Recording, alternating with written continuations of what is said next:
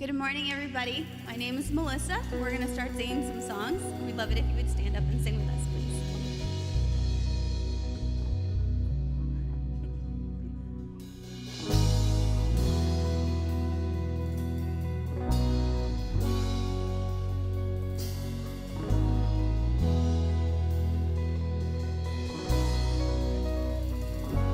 More than all we ask, than all we seek, all our hopes and dreams, you are immeasurably more than we can know, than we can pray, all our words can say.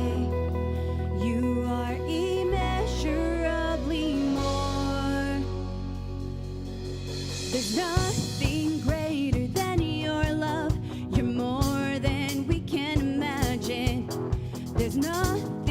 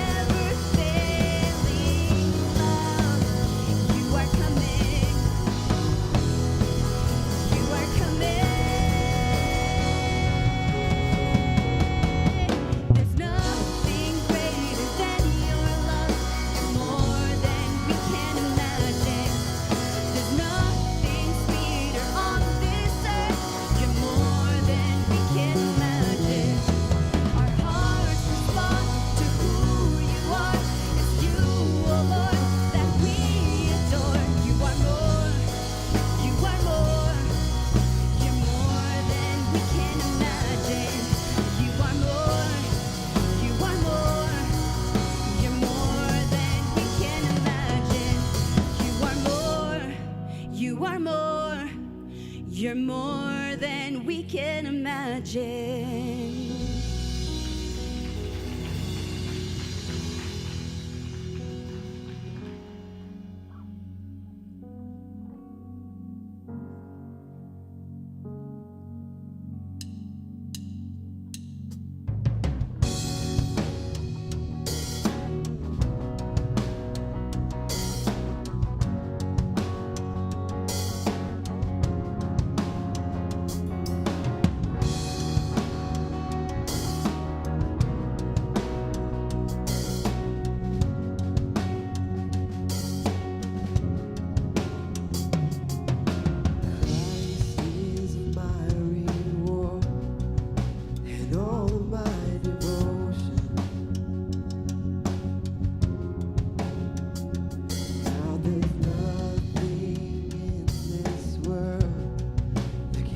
Satisfy through every trial, my soul will sing, no turning back. I've been set free. Christ is enough for me. Christ is enough for me. Everything I need is in you. Everything I need. Christ, my all in all, the joy of my salvation. And this hope will never fail. Heaven is our home. Through every storm, my soul will sing. Jesus is King. To God be the glory. Christ is enough for me. Christ is enough for me. Everything I need is in you. Everything I need.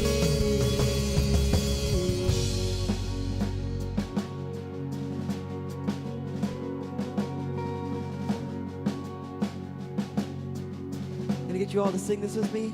I have decided to follow Jesus. No turning back. No turning back.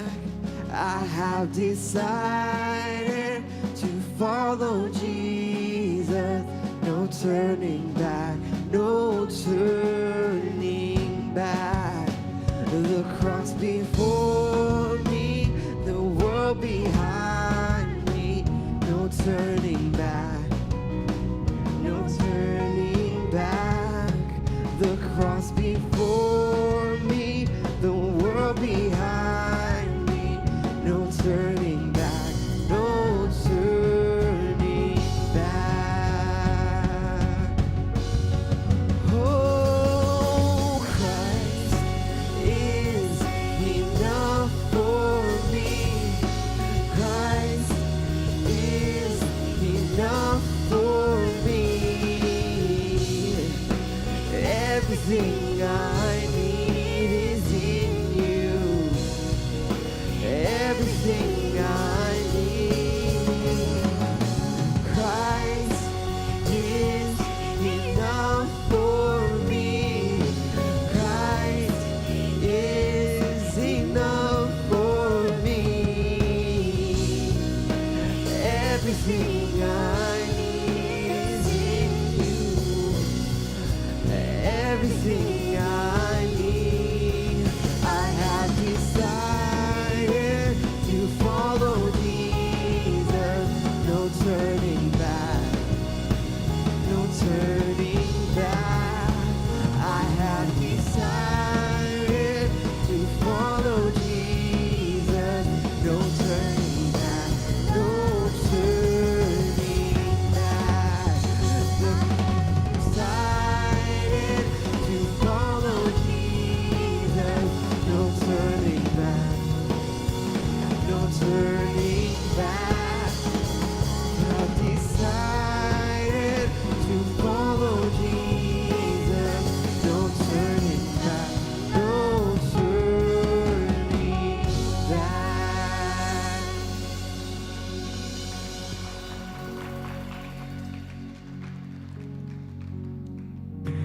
Well, good morning, everyone. My name is Jason. I'm one of the pastors on staff here at Encounter Church. We want to welcome each and every single one of you, whether you have been here at Encounter or whether today is your first time.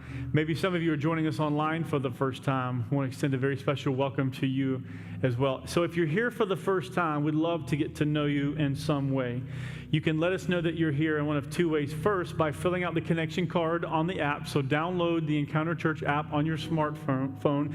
You can also learn more about who we are through the app. The other way is to fill out the connection card you received when you came in the door. So fill that out, drop it off in the offering plate a little bit later on in the service, and we'll follow up with you. As you get to know us, we'd love to get to know you and tell you more about who we are. Let's continue to stand and sing together.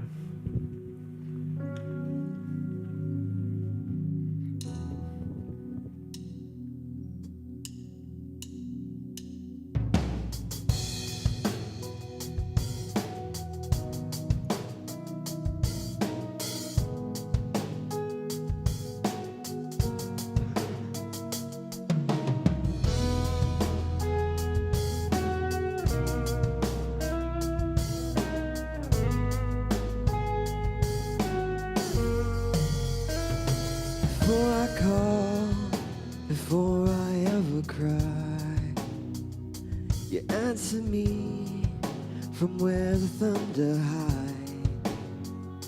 I can't outrun this heart I'm tethered to. With every step, I collide with you. Like a tidal wave crashing over me, rushing in to meet me here. Your love is fierce, like a hurricane that I can't escape, tearing through the atmosphere. Your love is fierce.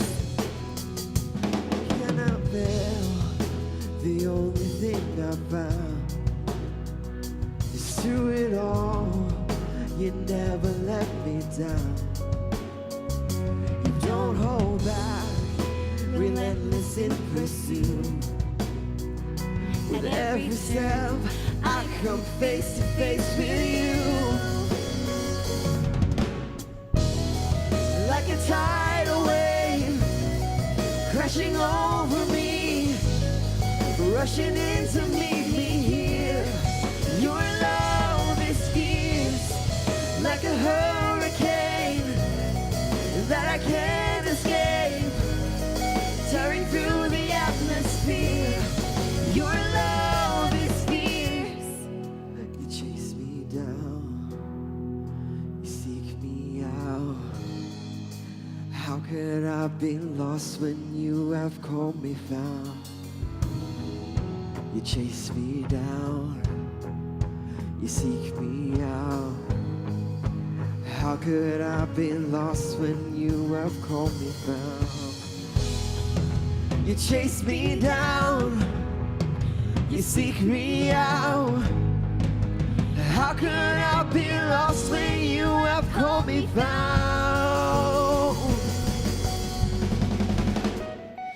Like a tidal wave crashing over me, rushing in to meet me here. Your love is fierce, like a hurricane that I can't escape, tearing through the atmosphere. Your love is fierce. Your love is fierce. Oh, you never let go. Your love is fierce. Even now you surround me. Your love is fierce. Your love is fierce.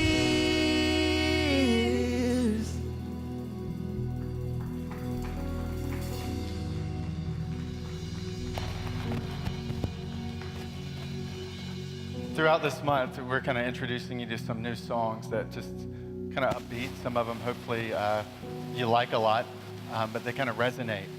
And just even in the midst of this morning, that there's just a God whose love is passionate. a God whose love is pursuing us.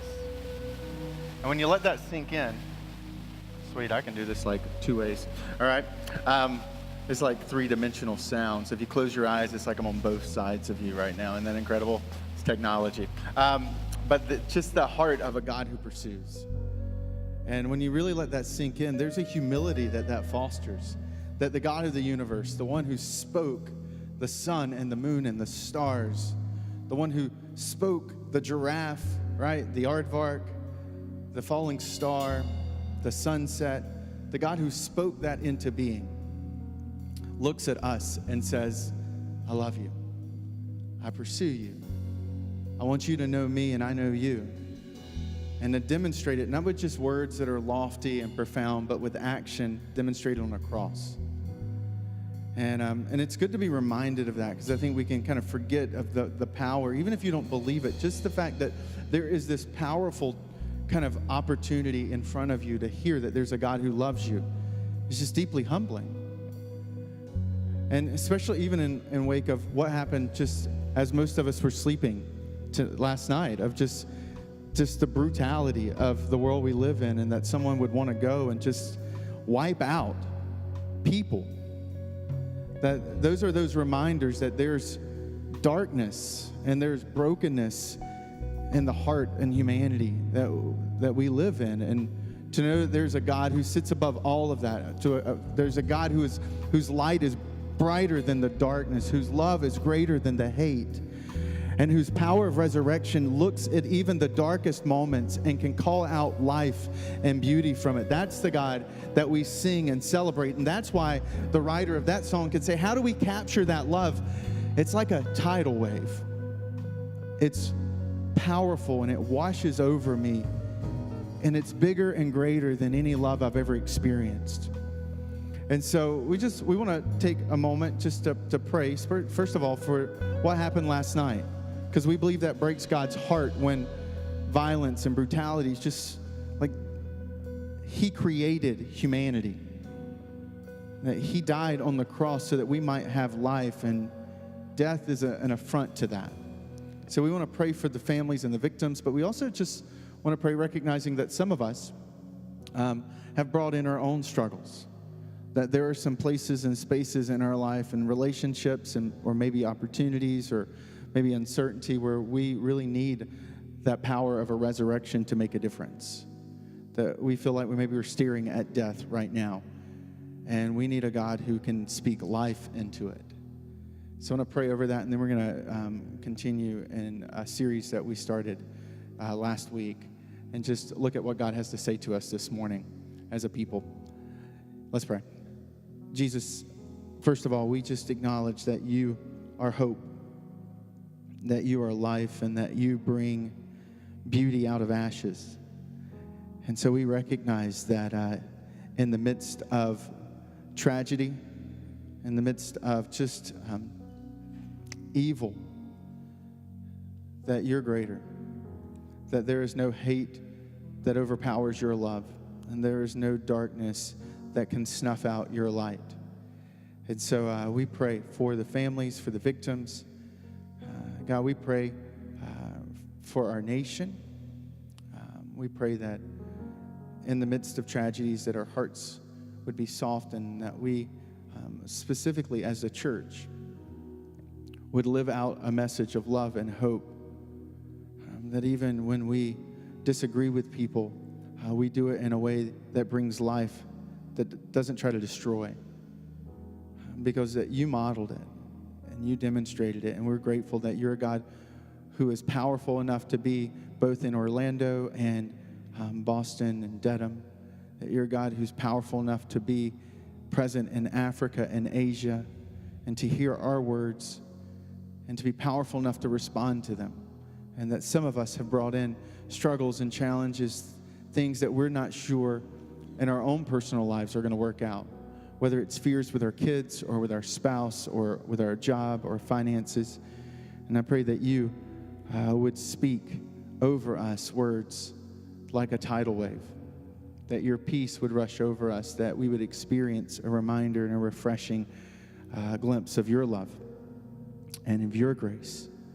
and of your care and concern for us, all of us. And it's in that name, that powerful name of Jesus, I pray.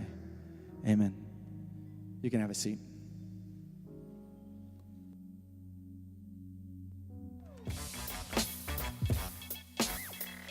We all have doubts, little voices that make you feel small. They all tell you you won't make it, but those little voices are little liars. Tiny choirs singing the same old song, and they're wrong about you. You've got everything you need, because you were made to make a difference. So shout down those little voices. Don't give in to doubt. You've got what it takes. So let's get to work.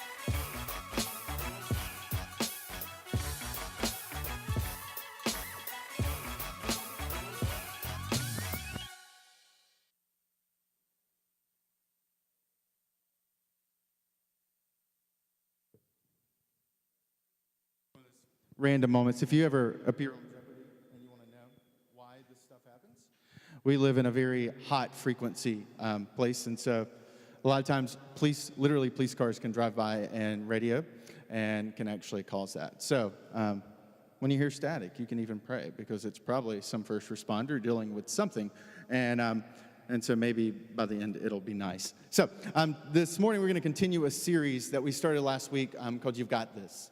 And the heart of the series is really looking at those characteristics and traits that we as individuals and even as a church that we believe are essential to living out the life that God has called us to live. That even in the midst of that, there is a bit of like, I just want to go run a couple laps with that, because it's so like just, man, motivating. That there are typically these characteristics and traits are things that maybe right now we don't have in our lives.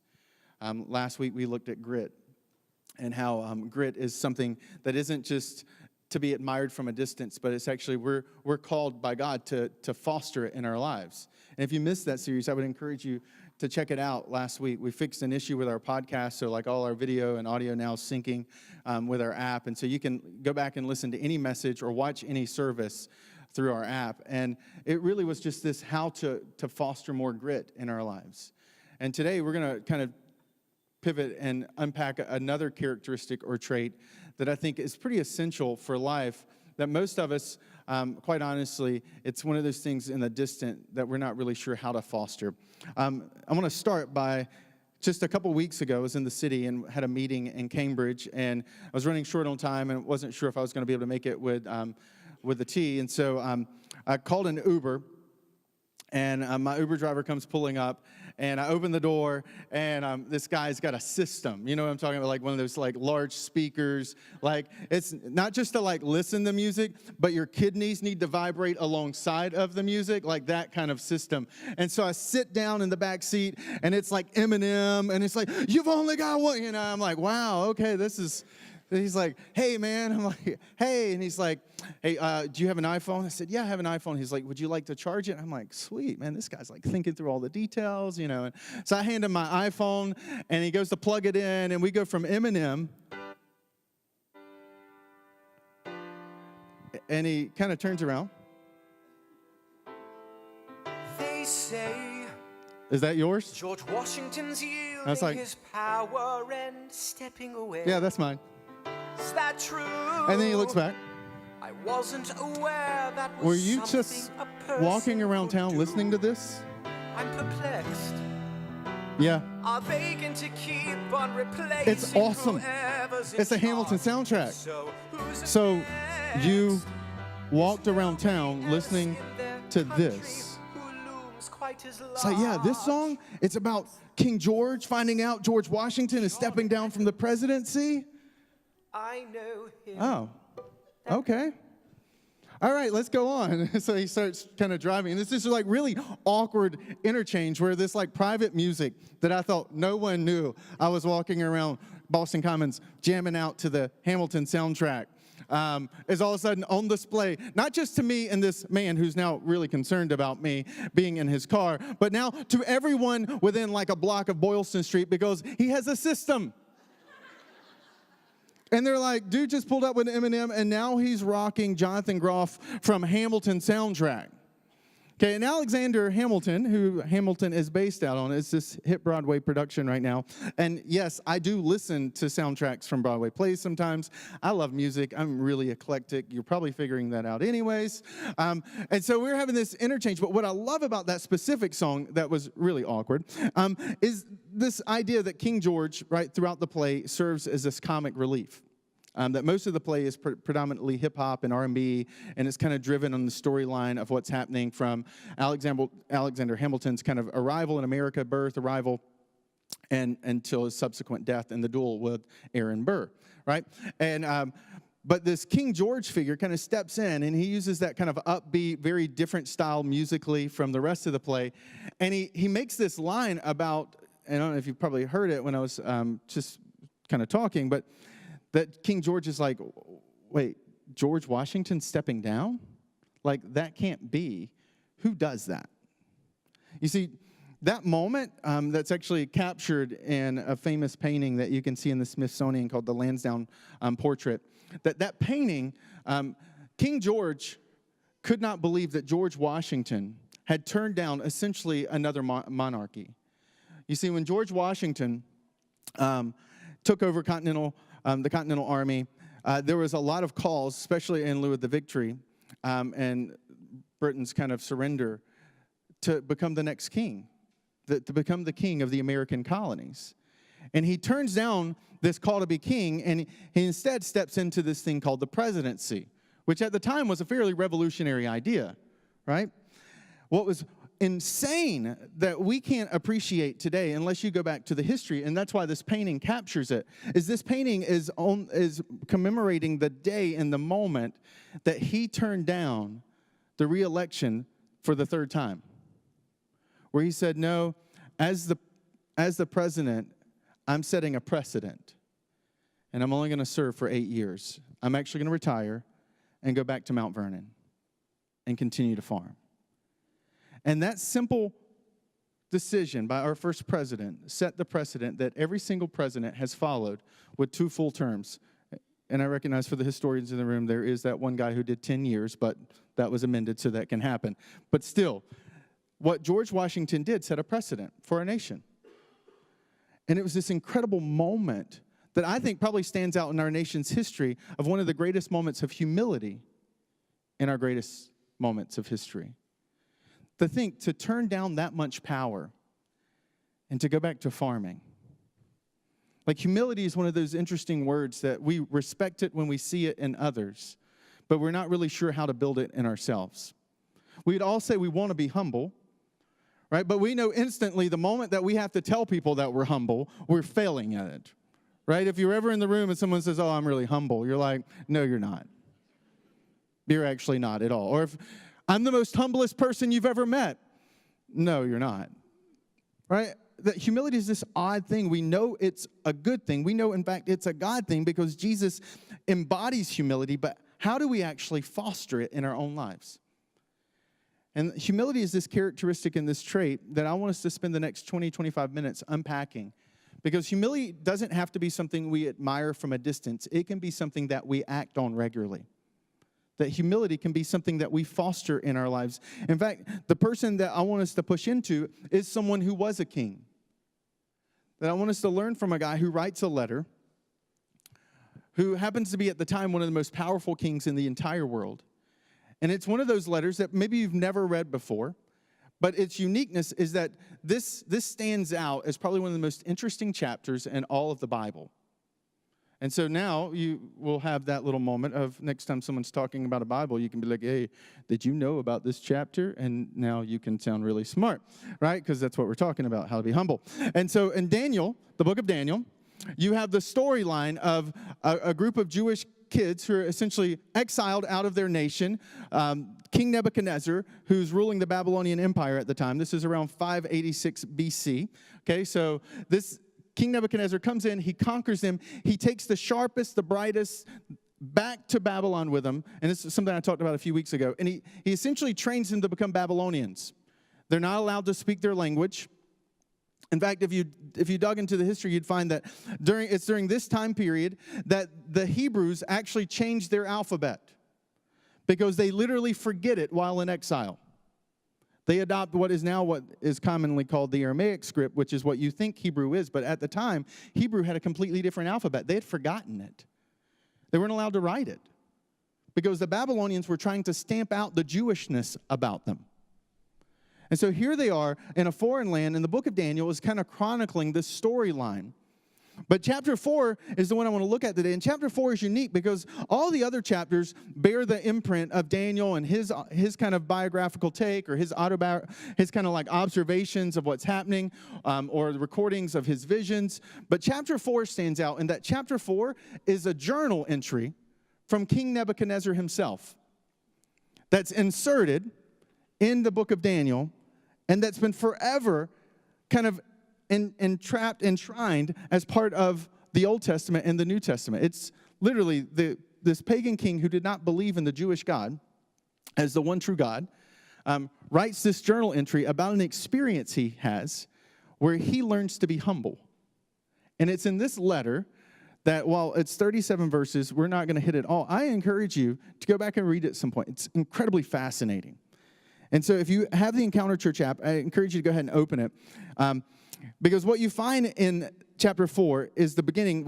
It says, King Nebuchadnezzar. This is like an official decree from him. He says, to the nations and people of every language who live in all the earth. And the reason he can say that is because at the time, the Babylonian Empire was almost encompassing all of the known world for them at the time. The Babylonians were an incredibly great people. It's argued that of the 7 ancient wonders that existed, that 2 of them were Babylonian. The Hanging Gardens and the Great Wall. The Great Wall, in fact, it's been archaeologically kind of uncovered, and they can at least predict that it was 10 miles long, and it was wide enough for a 4-horseman chariot to turn around in. So here's this massive wall that covers the entire city, this engineering feat that's still considered to be one of the greatest engineering feats for its day. And King Nebuchadnezzar sits above it all, and he writes to this proclamation, may you prosper greatly. It is my pleasure to tell you about the miraculous signs and wonders that the Most High God has performed for me. How great are his signs, how mighty his wonders. His kingdom is an eternal kingdom. His dominion endures from generation to generation. I, Nebuchadnezzar, was at home in my palace, contented and prosperous. I had a dream that made me afraid. As I was lying in the bed, the images and visions that passed through my mind terrified me. So what you have is the beginning of this proclamation that we now call the book, chapter 4, the book of Daniel. And it's the writings of King Nebuchadnezzar. And this is one of those reasons I love Christianity, is that Christianity is a historical faith. It's rooted in history and historical events. It's not the feel-good aspirations of spiritual thoughts. This is God's march and movement throughout human history to call and redeem and draw a people to himself. And that the fact that something as concrete as King Nebuchadnezzar and his writings are inserted in Daniel chapter 4. Because here's the thing, if you were trying to make up a religion, you probably should stay away from history. Right? Because that's an easy thing to test and to disprove. And so here's Nebuchadnezzar, and we know the time period he writes, because what happens out of this, there is only 8 years in Nebuchadnezzar's reign where there is no major military campaign. Nebuchadnezzar, as a king, would have also been a powerful military commander. And so the story that unfolds out of chapter 4 happens over the course of 8 years. And it's one of those, like, just another one of those historical nuggets. See, if you're not a Christian and you're in this room today, we're not Christians because the Bible says so. We're Christians because a dead man who claimed to be God was put in a tomb. And then 3 days later, he walked out of that tomb. And by doing so, did something that no one else has ever done. And in doing that, gave authority that is, he and his resurrection is the reason we have confidence in the Bible. Because of that event, Christianity is rooted in an historical event. And here is another one of those kind of historical moments. This dream that Nebuchadnezzar has is so gripping to him that he literally assembles all of his cabinet and all of his wise kind of sages of his day, and he brings them in the room and he says, I've had this dream, and it's different. It's not I drank a little bit too much last night, or I had a burrito when I shouldn't have last night. This is I think the gods are trying to speak to me kind of moment. And it's so disconcerting for him. He pulls all of these people together and they start to meet to discuss what in the world could this be? Because Nebuchadnezzar realizes there's something, I think someone somewhere is trying to tell me something. And the dream essentially goes like this over the course of verse 5 to around verse 26. Nebuchadnezzar tells Daniel the dream, and Daniel says, "Oh, my king, that this dream was about your enemy, but this king's about you." Because in the dream, what happened is this great tree grows, and like animals and birds, they're all like living in its safety, and then something happens and the tree falls. It's cut down. And all the animals scatter, and the only thing left is a stump. And the stump is protected, and over the course of 7 years, the stump is prevented from growing back. And Daniel says, "King, that tree, that's you. That God has pronounced a judgment over you because of how you've ruled and the oppression and the things that you've done that are wicked and evil. God's pronounced a judgment that for 7 years, you're going to lose your right to rule. But if you turn, if you're willing to be humble, after those 7 years, you'll be restored." And this crazy dream kind of rattles everyone. It rattles Daniel. But what we find is that it doesn't rattle Nebuchadnezzar as much as it should have. In verse 27, I want to pick up. So here's Daniel's kind of like passion out of this revelation that he's had about the dream.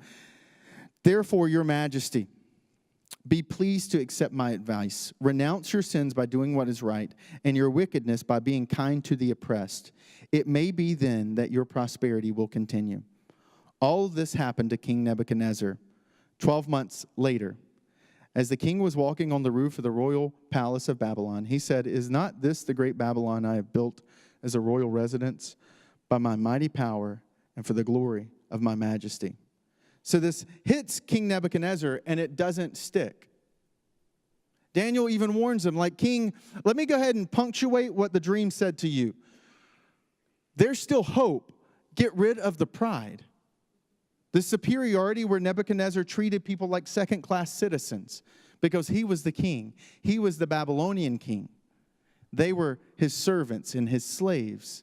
And he oppressed individuals, and he did wicked, evil things that were sins against God. And he's like, "Look, you still have a chance. Turn from that. Stop doing it." And Nebuchadnezzar's 12 months goes by. No change. And in fact, it's not just this superiority that's marking him, this stubbornness for 12 months. Like, I would like to think, even though I'm probably not, I'd like to think if the God of the universe told me to do something, I'd figure it out in 12 months. Like if the IRS sent me a letter saying you've got to pay this in 3 months, I'm pretty sure I'd get on that, right? Like you would too. And so here's something a little bit greater than the IRS, and by a little bit I mean a whole lot. The God of the universe saying, "Fix these 2 things. Can you work them out?" And Nebuchadnezzar's like, "I'll get to it."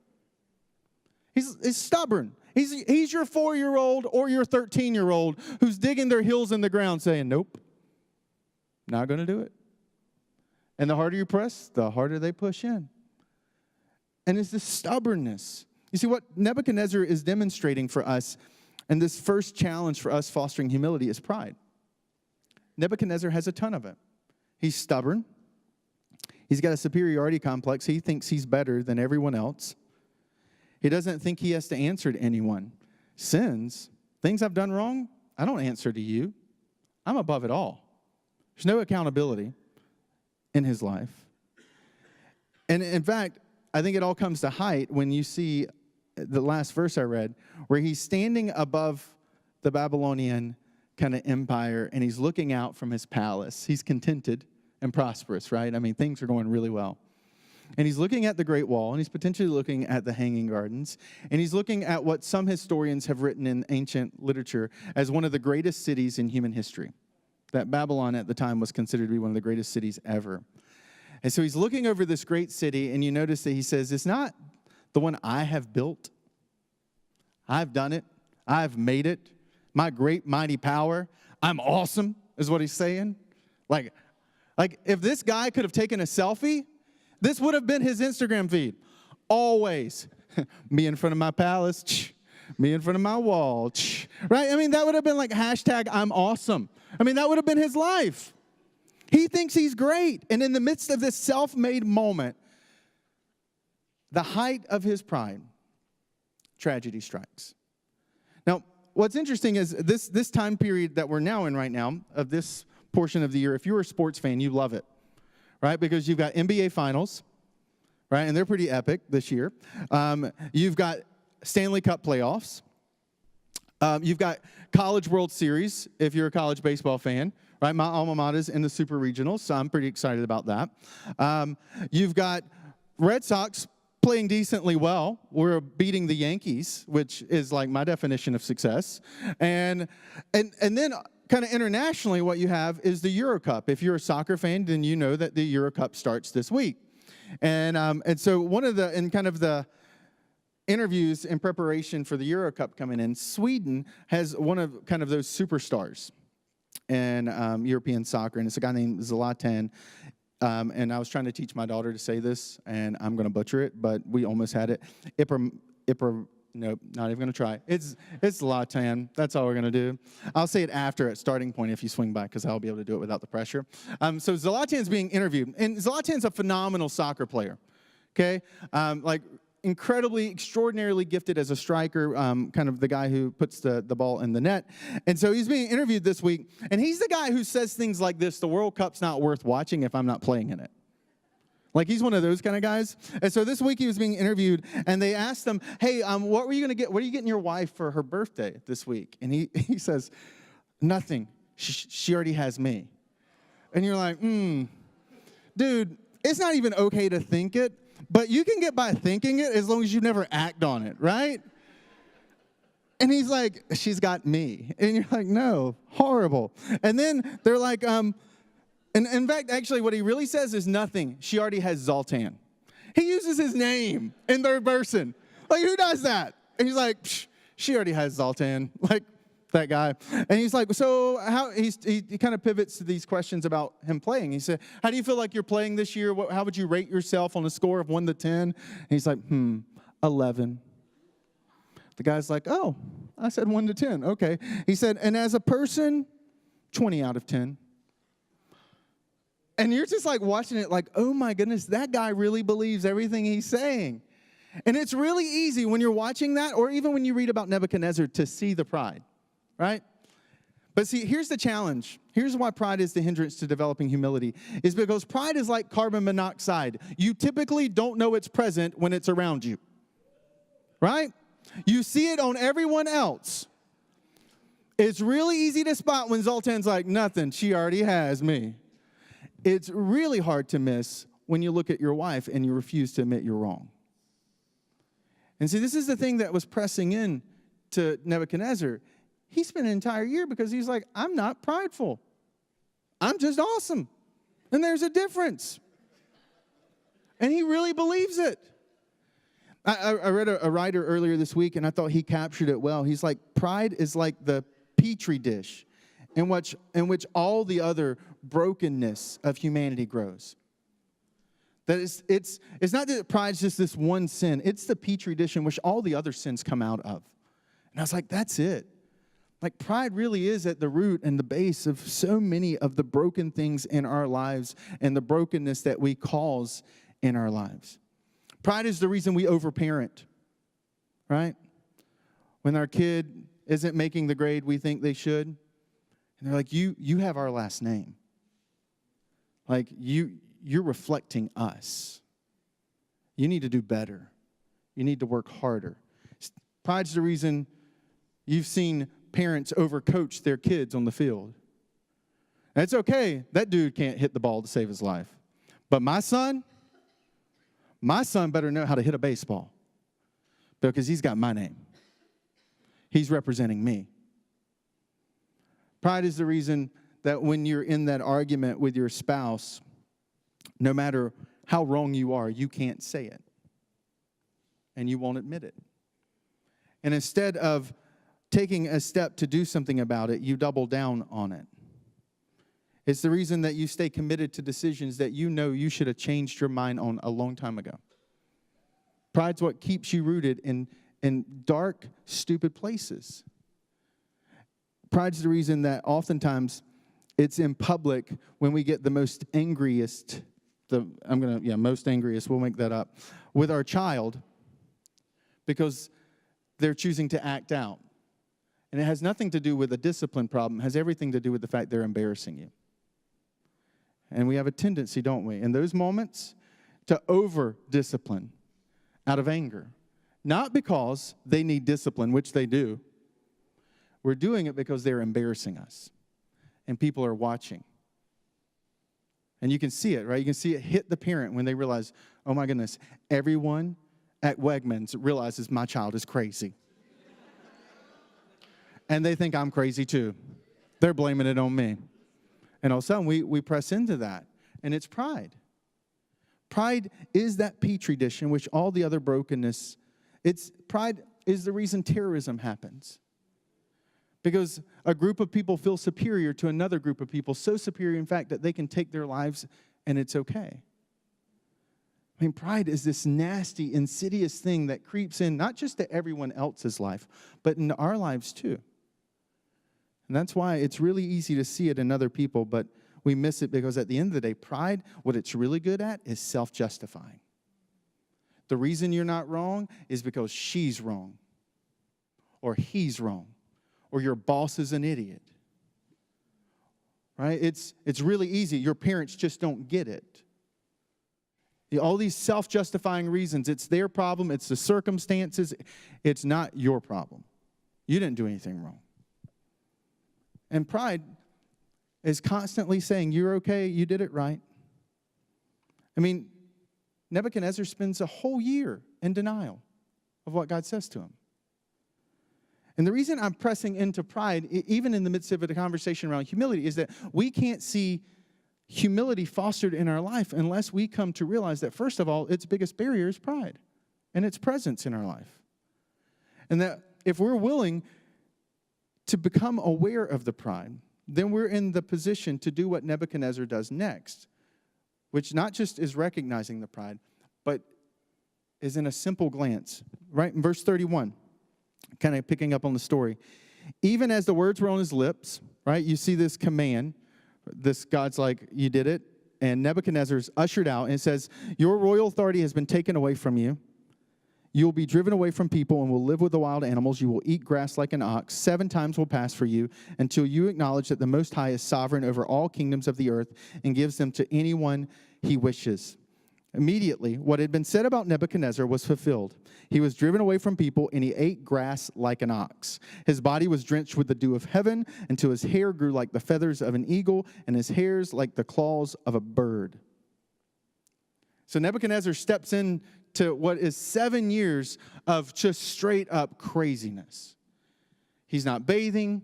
Babylon is an incredibly intense environment to live in. High humidity. The highs in the summer can be 110 to 120 because Babylon is modern day Iraq. Okay, in the wintertime, as hot as you think Babylon is, or modern day Iraq, in the wintertime, it typically drops below freezing.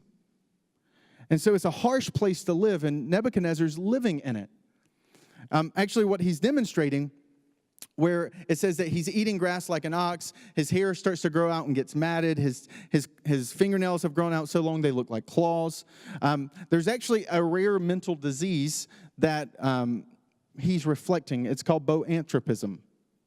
And it's where, if you like Latin words and you like breaking them down, bo for bovine. It's where people think they're cows. And so some historians believe that what happened to Nebuchadnezzar in response to the 7 years of this blank record that we have of his rule and reign, where there's no military campaigns, where he just simply disappears, is that he has been inflicted with boanthropism, and he's wandering around living and thinking he's a cow. Completely disconnected. Like, here's the guy who was the king of the greatest empire on planet Earth, and now he's eating grass and mooing at people. Right? But the powerful part is right here. Verse 34. At the end of that time, notice the word I, because this is Nebuchadnezzar writing it himself. Nebuchadnezzar raised my eyes towards heaven, and my sanity was restored. Then I praised the Most High, and I honored and glorified him who lives forever. His dominion is an eternal dominion. His kingdom endures from generation to generation. All the peoples of the king are the peoples of the earth are regarded as nothing. He does as he pleases with the powers of heaven and the powers of the people. No one can hold back his hand and say to him, "What have you done?" So what you see in this moment is Nebuchadnezzar, who has been living with this powerful pride, has this very deeply humiliating and humbling moment. And in the midst of that moment, he makes a very simple gesture, right? And you notice it says that he looks up to heaven. It's a very simple gesture, but that gesture is loaded because what that gesture reflects is an acknowledgement of some things. See, Nebuchadnezzar had always been the self-made man. He built Babylon with his own hands and power and authority and wisdom. And now he looks up to heaven and says, "It's your dominion.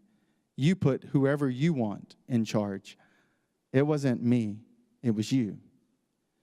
He makes these acknowledgments that born out of reality that heaven rules and he doesn't. There's this humility that creeps in where he says, "You know what? I'm accountable. I'm not above it. Because God, you spoke a word and look where I am. That I will pass away, but it's your kingdom that keeps going on and forever and forever." And he starts making these this simple gesture is a reflection of what's happening inside of his heart, where humility is starting to creep into its darkest places and bringing and shedding light. In fact, I think this is one of those profound truths, that just living in light of the fact that we are the humans. So if you kind of dig into the etymological roots, like where these words come from, what you'll find is that humility, humiliation, human, they all have some same origins. And it comes from the ground. That humility is about getting as close as you can to the ground. Because guess what? When you fall, it doesn't hurt a lot when you're already there. Falling only hurts when you're really high up. And humility is about being aware of your position in light of God. And I believe, in fact, God, wanting to make this point, did it beautifully well with something that almost every one of us have witnessed a toddler discovering it, called our belly button. Right? I think our belly button is a reminder to us that we are not self-made. Because every time you bathe yourself, or every time you're around a small child that's like, "What in the world is this thing? This doesn't make sense," right? And you can see it. They're like, all the other holes seem to have a purpose, but this one. And this hole has a purpose too. It's to remind us that we didn't make ourselves. We didn't determine when we stepped into this earth. In fact, the only two dates that typically will ever be remembered about anyone's life, the one that gets written in stone that lasts forever, are the two dates that most of us have no control over: when we came into this world and when we leave. And that's what Nebuchadnezzar's realizing. He's like, "I'm a man with a belly button. I didn't have it all figured out, and I'm going to die one day." I mean, it's not that profound, but that's profound. And that's what it hits him with. And I think God stamped it in all of us as a reminder on our days where we think we're the greatest thing ever, we still got a belly button. And when we meet people that we don't understand and we don't like, we're reminded they've got a belly button. That we're all humanity. And that in the midst of that humanity, that we, understanding who we are, should foster humility. There's this brilliant quote I came across a couple weeks ago that said that as the island of our knowledge grows, so does the shoreline of our ignorance. And I think this is what Nebuchadnezzar has, that Nebuchadnezzar walks in thinking he has it all figured out, and then God kind of blows his mind and says, "No, I'm God." And his island of knowledge greatly expands because now he's aware of a God whose power is great. But as the island of our knowledge grows, so does that shoreline of ignorance. There is more beach in what we don't know than there ever was before. That's why the more you learn, it should produce greater humility. Because the more you see, the more you realize you don't see. And Nebuchadnezzar models that for us, that Humility is born out of a recognition that we don't have it all figured out. We didn't even plan how we got here. Nobody came to us and said, hey, do you want to step into this thing called planet Earth? Nope, no one asked. We were thrust into it. And then we have to figure it out. We have to learn. And the more we learn we don't know. And what Nebuchadnezzar does is he comments, coming out how people come back to him and how he's reestablished in his throne. And what I think Nebuchadnezzar paints for us is the fact that when you're humble, you realize you're under accountability. You have to answer to someone. I remember being a teenager thinking, I can't wait to be an adult because then no one is going to tell me what to do. And then I realized when I become an adult, there's far more people telling me what to do now than there ever was when I was a kid. Right? That you never, ever get to a point where you're above accountability. And if you are in a place like that now, it's not real. You've made it up. And you need to run from it because it's got your demise hidden inside of it. If you think no one's going to find out about that affair or no one's going to find out how you're stealing money from the guy, like that's always bad when we're in those places. That we have to recognize humility is born out of realizing I'm accountable to someone. And humility gives us an ability to acknowledge our mistakes. That's what Nebuchadnezzar does, isn't it? He looks up to heaven, and by doing so, he acknowledges his mistake. He says, God, I'm sorry. And the three phrases that could revolutionize some of our lives would be simply stopping where we are, looking at the person who we love, whether it's a spouse or a sibling that we haven't talked to in years because of some past issue, or whether it's our kid who we're growing more and more and more kind of distant from, and saying to them, I am sorry. Please forgive me. I was wrong. Most of us don't like to say those three phrases, but those three phrases are life-changing. And when you realize, I've got a belly button, I don't have this thing figured out, I was wrong, those are three words that can change your life. But most of us don't like to say them. We don't like admitting when we're wrong. We like to change the subject when we figure out they know that we're wrong, but we don't want to admit it to ourselves. And Nebuchadnezzar's example is acknowledge you're wrong. Look them in their eyes and ask for forgiveness. Because humility is powerful. It's not just that humility in us is powerful. It's that humility's impact on us and our relationships can be powerful too.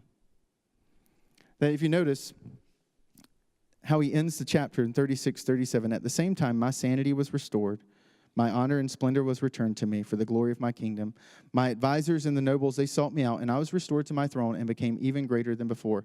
Now I, Nebuchadnezzar, praise and exalt and glorify the King of heaven, because everything he does is right, and all his ways are just. And those who walk in pride, he is able to humble. But if you notice, it was just a simple glance to heaven.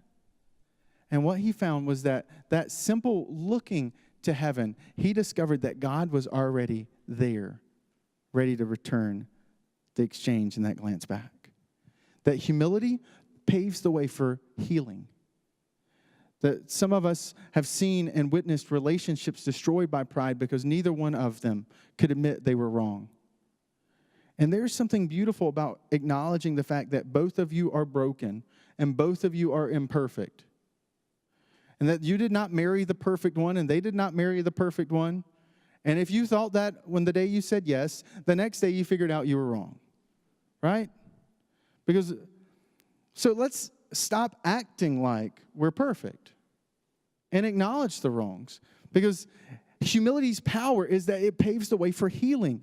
Healing with our kids, healing with our coworkers, healing with our spouse. But you notice it's so powerful, it's even the first step in finding healing with God. That some of us can feel so distant and so disconnected from God and thinking, I've done so many things. How could he ever care about me, love me, or want a relationship with me? And humility, our one step in humility to look up to heaven, to acknowledge that we were wrong, and we'll find that God's already there present with us. Humility paves the way for healing. Healing in you, healing in your relationships, and healing with the one who made you and who loves you. That it has power. I started off with talking about George Washington, and here's how I want to leave you. So the picture painting of George Washington I gave you is the day that he turns down his opportunity to become the president for the third time. And the painter wanted to capture the power of that moment. And so the painter did something that's pretty unique, that George Washington's probably one of the most prolific characters of early America. He was painted over 25,000 times. Right? You think about that. That's 25,000 selfies done with paintbrushes. That's incredible. But only 3 of them had something unique about them. Only 3 of those 25,000 paintings had a symbolic gesture and an image to capture the hope that America had. In fact, when the painter painted this painting, he put something in the corner that probably none of you noticed when you first saw this painting.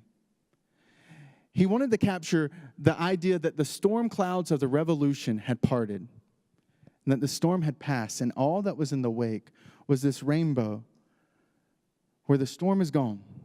And we're getting ready to move now into this bright, bright future of this early nation because of the humility demonstrated by America's first and greatest general and first and greatest president. And what I love about this painting, and even the fact that that was painted in the corner, is that it's a great illustration for how you and I today can start to move towards humility. Start to become aware of the pride. It's there. Start to find it in our own lives. Now that you've seen that rainbow, the next time you're at the Smithsonian with someone who wasn't here today, and you just happen to be, oh, that's the Lansdowne painting of George Washington. Fascinating. You know that there are 25,000 paintings of George Washington? Most prolific subject of any painter in early American history, just saying, you know. Oh, did you notice that in the corner? I bet you didn't, because most people don't. That rainbow, only 3 of them in all of his paintings, because it symbolizes the bright future of America, because the storm has passed of the revolution. And they're going to say, wow, you're really smart. And you're like, yes, I am. It's true. I'm humble, too. But when we become aware of the pride, we can do something about it. And we have a choice in the moment when we see pride to be able to look into the eyes of the people that we know and care about, and even into the very heart of God himself, and to acknowledge that we were wrong, and to ask for forgiveness, and to start to see a relationship repaired.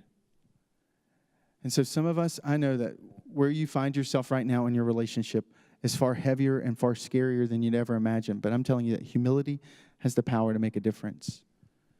It can build a great marriage. It can restore a relationship with your child or sibling or even a distant parent. And that humility has a way of reshaping you and making you a pleasant person to be around, and to change your work environment. And it has so much power that it can even change your entire life and your future with the God who created you. Let's pray. God, thank you. Thank you for the power of humility. Thank you for the opportunity to foster it in our own lives. I pray that you would help us to live it and demonstrate it, practice it, that you would bring to mind those relationships where we need to demonstrate humility, that you would bring to mind the potential of what humility could do and transform in those relationships. And so we love you. We thank you. And it's in your name, Jesus, I pray. Amen. Before we leave today, in the next just 5 minutes, the way we want to finish out our day is to carve out some space to process. Maybe it's just to pray, God, help me become more aware of pride. Or, God, I know there's been pride. Will you forgive me? And will you help repair my relationship with my spouse? Because pride has been tearing us apart, because she hasn't heard me say, I'm sorry, please forgive me, in 13 years. And that we want to carve out space because we believe that the Bible really is a powerful and helpful book in our lives, that it was given to us by God, and it has weight and it has wisdom for how we live. And to be able to carve out this space of just processing. For some of us, it's just to let that humility drive down deeper, and that it's his love and his grace over us that is the most humbling of all things. And so we want to kind of sing a song that maybe you've heard once or twice before. It's a song called, I believe, Sinking Deep. And this idea of just how we can't go too deep in his love for us, that we can't find the limits that it has. And by us being willing to find in humility his love and his view of us, that we find we can stay close enough to the ground that even when we have falls in life, we don't go too far and it doesn't hurt that much. And so it's a beautiful song. I encourage you to kind of process through the lyrics even as you're working through. For those who call Encounter Church home, it's also a space that we carve out for us to be able to give. And we recognize not everyone gives who calls Encounter Church home in this moment, that some of you use your app or website. But we just believe in a God whose generosity compels us in our generosity. And so that's why we carve out this moment. But our kind of caveat is, if you're here today and you're still kind of processing faith, or you're still processing this church, this moment is just for you to process. The only thing that we're comfortable getting from you is that connection card to know how we can pray for you, how we can kind of partner with you, and you becoming the person that God desires you to be and that God's calling you to be. That's our intention. And so I invite you to stand. We're going to respond, process, reflect, and then at the end I'll be back up to give you a couple quick announcements, and we'll be done for the day.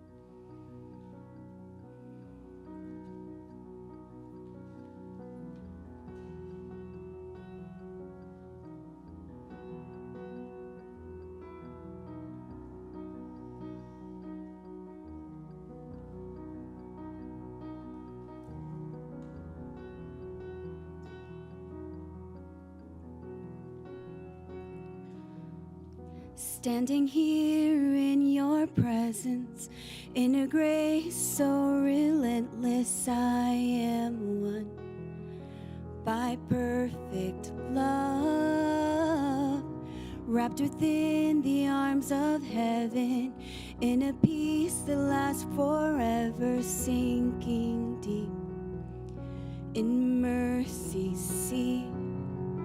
I'm wide awake, drawing close, stirred by grace, and all my heart is yours. All fear removed, I breathe you in, I lean into your love. Oh, your love.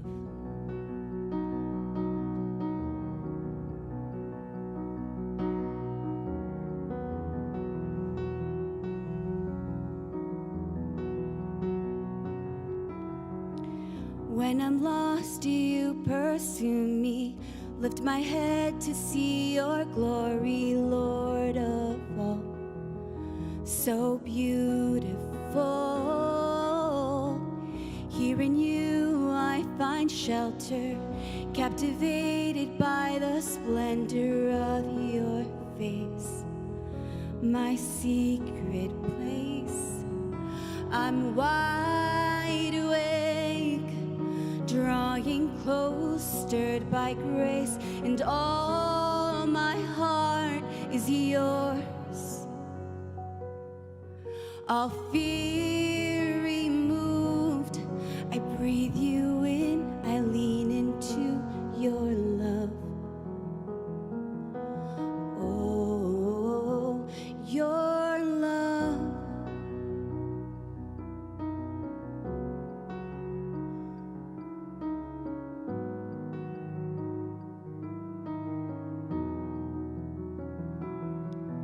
Your love so deep is washing over me.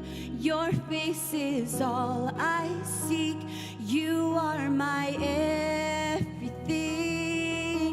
Jesus Christ, you are my one desire. Lord, hear my only cry, to know you all so deep is washing over me. Your face is all I seek. You are my everything.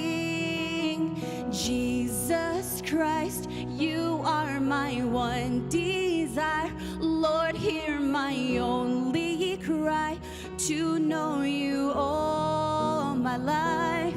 And I'm wide awake, I'm drawing close, stirred by grace, and all my heart is yours. I'll feel